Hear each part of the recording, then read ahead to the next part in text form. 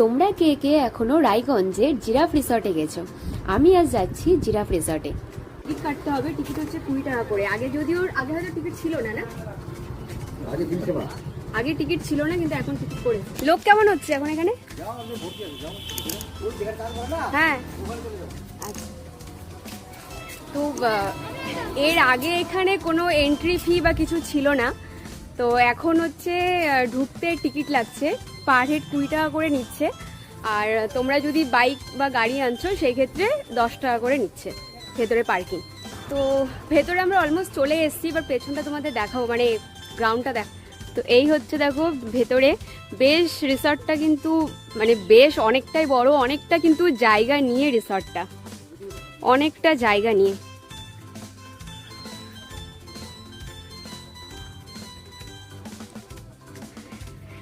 এখানে কিছু কিছু বসার জায়গা আছে, যেরকম দেখো ওখানে একটা বসার জায়গা আছে, সামনে এরকম একটা বসার জায়গা আছে।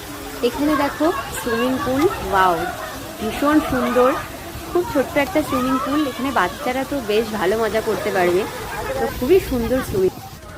এখানে আরো কিছু দেখো বেশ গার্ডেনের মতন, আর সামনে দেখো কিছু দোলনা আছে, ওইখানে দেখো বেশ কিছু দোলনা আছে বাচ্চাদের দোলার।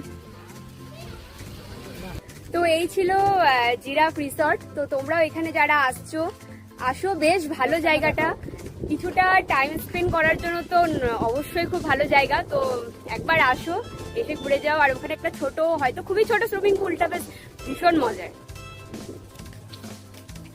এই যে আমাদের আরেকবার জিরাফ, দেখো জিরাফ রিসর্টে এসেছি, জিরাফকে তো দেখতেই হবে।